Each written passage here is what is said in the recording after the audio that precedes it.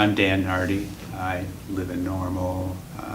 Been here for quite a few years and will remain here for the rest of my years, I'm sure. But to talk about Harold Greger is really, it's a treat in so many ways because I had tremendous respect for him, and I miss him. I miss his two cohorts, Ken and who's right symbol. So I know you're editing. Yeah, no worries. We're just talking about it. Harold Boyd. Harold Boyd. Yeah, his two, close friends, Ken and Harold Boyd. It just was a fabulous time in my mind for me to be in school at that given time. The whole department was really strong at ISU, and one of my favorite classes, without a doubt, was Harold Greger's classes in arts history. Just really, really informative. I enjoyed so much the way Harold would present work with like an incredible collection of slides, and just really be able to talk very objectively about new work, and also be able to talk about very personally and how he kind of gauged that work, or information about that artist that we're not going to see in a book or something. He really had such a broad understanding of all of it. And so there were two classes that he taught, and one was like a previous time that led up to the true modern art movement, maybe in the 40s and 50s in our country, especially in New York City. And then the earlier work, like around the turn of the century and on, which was just laid the groundwork for understanding so many things. Without a doubt that in and of itself, that those two classes just informed me in a way that I don't think I could have ever gotten the same kind of response by reading it in a book or seeing it on a program or something. That's when I really had not known Harold in a way of working with him as a professor and involving my work and having critiques with him at that point in time, because that had not yet occurred. When I was close to finishing my undergraduate work, or at least I think I was in the last semester of my undergraduate work, and I was thinking about what my next step would be.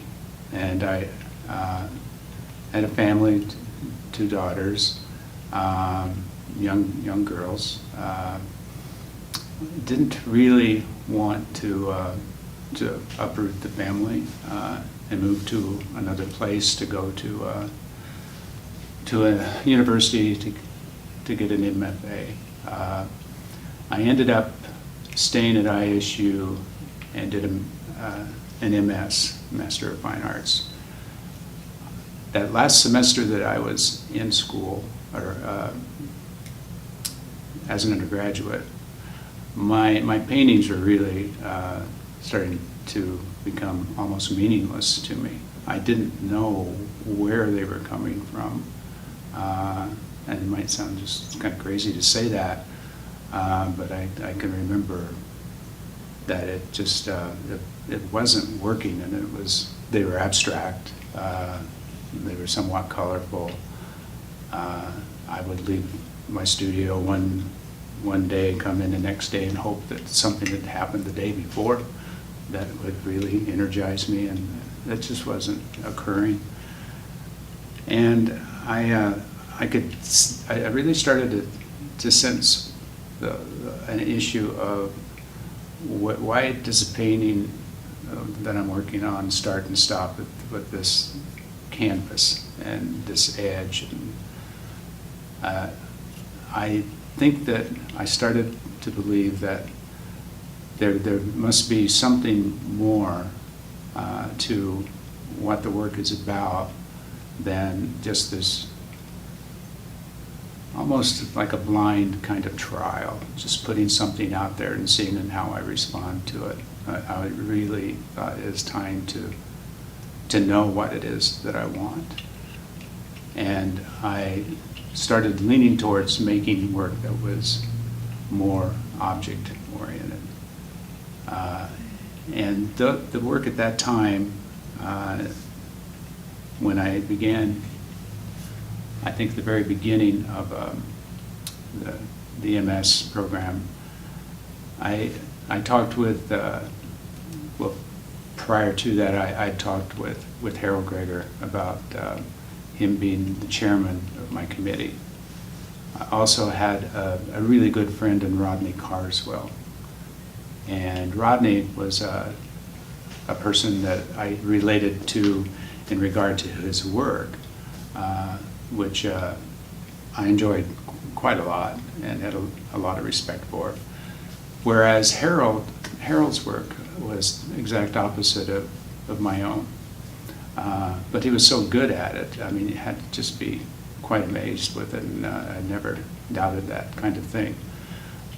What made me want to get Harold involved in my personal work in that program was I had heard so many things about him that were mixed, and a lot of the students were almost intimidated by him and would have a hard time dealing with him because he was so bright and he had opinions and he had ways of just responding to what you're showing him and questioning all the things that needed to be questioned to give you a direction. And so there was that component kind of speaking on those terms, and I thought, this is the guy I want, because I'm really pretty unclear about where I'm going, but I knew I had the beginning of an idea that was going to carry me for a long time. Later, as it occurred, it actually did. So I started thinking about relationships in things.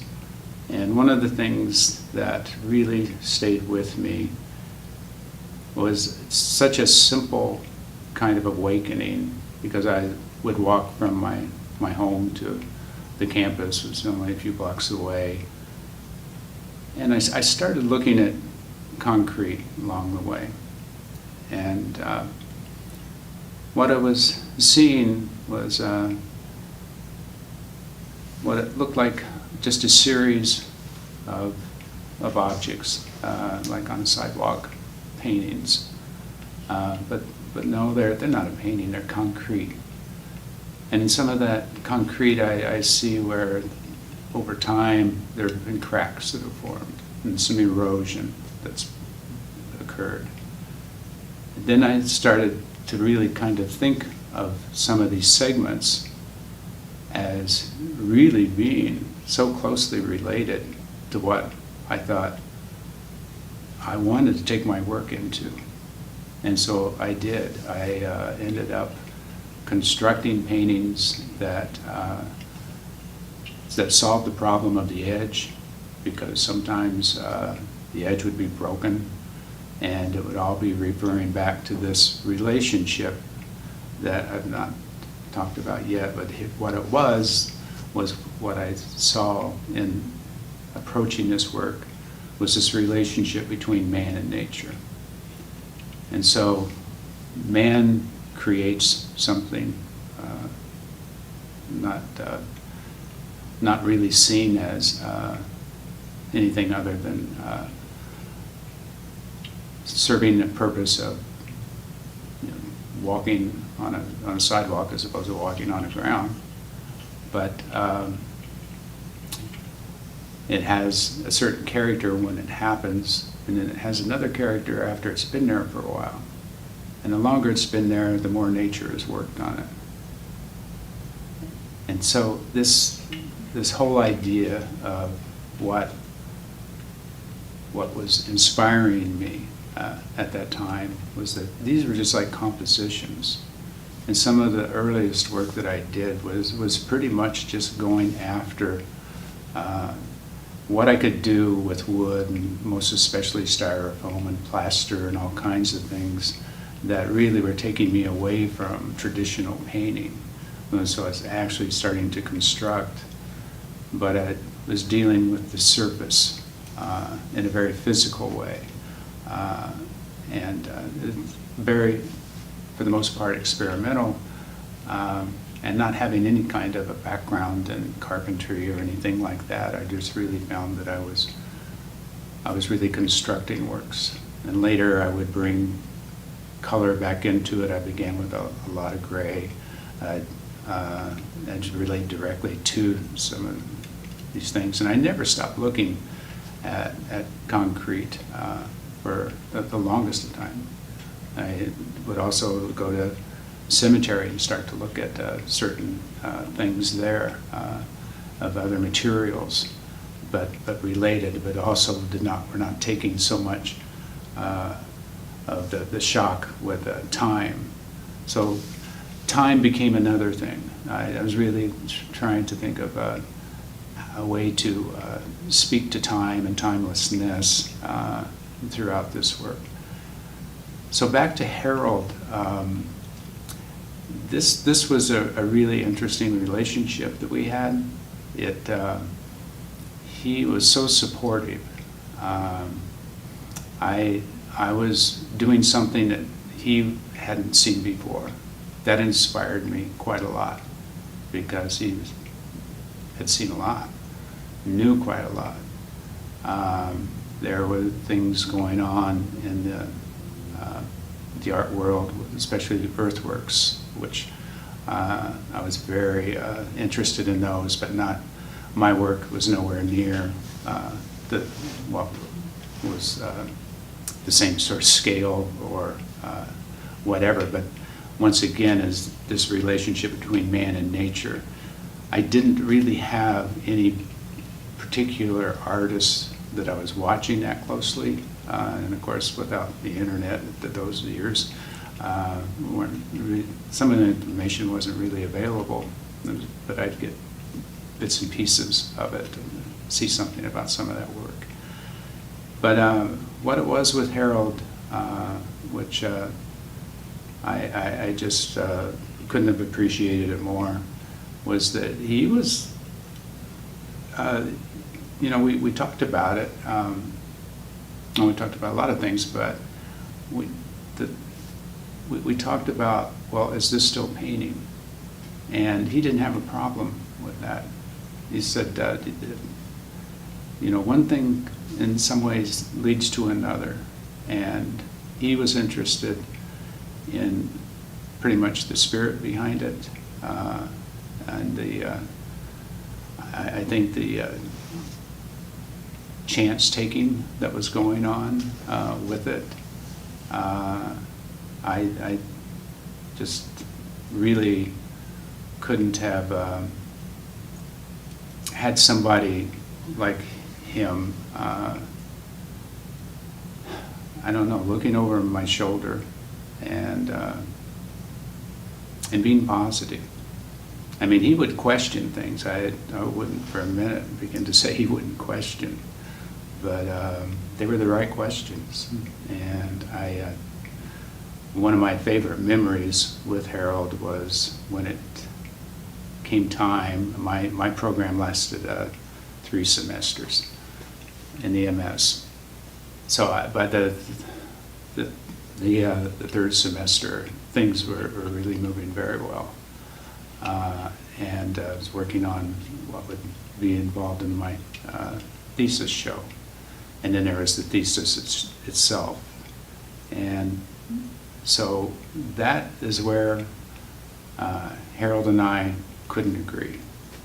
which was an interesting turn in the whole thing. And some of it just had to do with, I had a certain way of thinking about what I wanted to talk about in writing a thesis paper.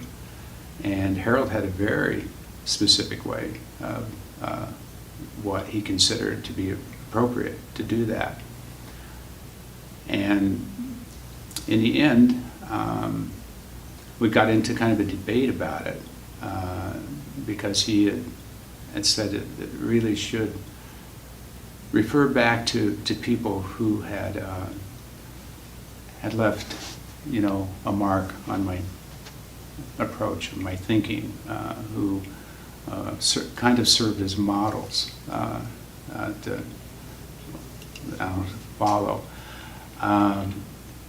But I didn't want to do that because I didn't really have, that wasn't a part of what I had done. That I was aware of certain things, but I had no individuals or even any certain kind of movement in mind. And I just didn't feel that it was sort of almost correct or honest to speak to that after the fact. So the fact was that I'm not thinking about that. The work was kind of informing itself. And so he wanted me to give him an outline of the paper. And my outline was handwritten. It's about 6 pages. And it basically was talking about those things in a way of why I don't need to write a paper like that, which got a phone call from Harold. A few days later, I dropped it off at his office. I was at home with my youngest, or our youngest daughter, Sarah, at that time. She's only 4 months old, so I'm babysitting her. And Harold comes to the house to talk about these things, And we sit at the kitchen table, and he unfolds some paperwork, and there's my 6 pages with an incredible amount of red on every page. And the only thing that had any more red on it was Harold's face. I mean, he really was upset with me. And so it was a fabulous meeting. We got through it. We talked quite a lot at length about his concerns and my concerns. And in the end, and this is the way it did end, he said, "Well, do you have an idea for anything else other than what you've given me? Because we can't use any of that. He said, you're going to have to find another way to present what you're talking about." He said, "Have you thought about that?" And I said, "Yeah, actually I have thought about that. And what I would like to do is not for this to be this one person speaking about the work and going back to talk about other people's influence or whatever." I said, "What I would like to do is be interviewed. And my idea is that I want to interview myself. I know the questions that I want to put out there that I can respond to." I said, "So I know this is really kind of an inside type of approach, but I think I can speak the clearest about it." Okay, go ahead. So he really perked up with that. He said, I'm not sure about that." He said, "But I've never seen it." He said, "So I kind of like that idea, but again, you're going to have to give me an outline." He said, and I'm going to say go ahead with this, and then we'll go from there. And so yeah, the next time I saw my outline, there was no red on it. And he really, in my mind, just, I don't know, something special kind of formed between us, which never went away. He was very happy with the work that I showed, and with the interview to myself worked out, which was about 15 pages at that time, I think. And so I believe at that point I'm also just talking to him as Harold. And there was this friendship that lasted. I was still in grad school when I had a studio downtown and got to be around Harold and Ken Holder and Harold Boyd, and have coffee at what's one place? Shannon's? What Was it Shannon's or was No. something else? It was something else. Yeah, Yeah. it was a lady's name. It was a small coffee shop. But between the three of them, they and over those years of my grad work, and then just being another artist in the neighborhood, that it just spoke volumes to me, of the support, the encouragement. I never had an actual class with any of those three guys, and some of them my best friends.